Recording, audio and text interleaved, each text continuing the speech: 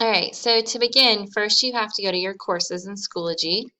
You should have a list of all your courses. For algebra, you should have one that you were currently in, that's regular class, and then you might still have this one. This one is the virtual one. It's going to have an AV next to the numbers here. So that means that's your virtual one. So you're going to click on this course. So there's different things on here. Course materials where you're going to find all your activities, your videos, your links, your assignment for daily assignment. Algebra Journal just goes through a video of all the journal notes that we've been taking so far, my Zoom link, calculator, and then all the rest of it. So to get into our lesson, we're going to click on Algebra Course Materials,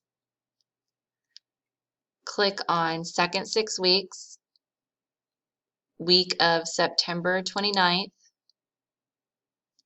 So when you open this page, this will show you the learning goal and success criteria that I already have on the board. And then it goes over the rules. You are going to view the anchor charts, watch videos and take notes, put them in your journal if needed, complete activity, and that sometimes is maneuvering in the middle, and do some sort of daily assignment, whether that's an exit ticket or an activity or a test. So we're going to click on Wednesday, and this is everything in here. So the first two are just your anchor charts, and again, those are just for you to view.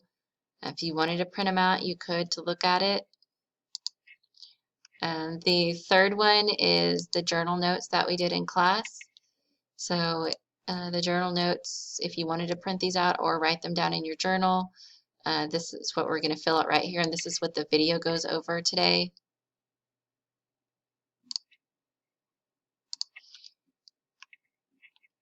And then the next three are over maneuvering in the middle. This is just a print where you could print it. This is editable where you could type it in and just save it to your computer. This one is a answer key for the maneuvering in the middle. And this is what your assignment is for today. This is an exit ticket. So once you complete it, you're going to submit and then you will be good for today. I hope this is helpful.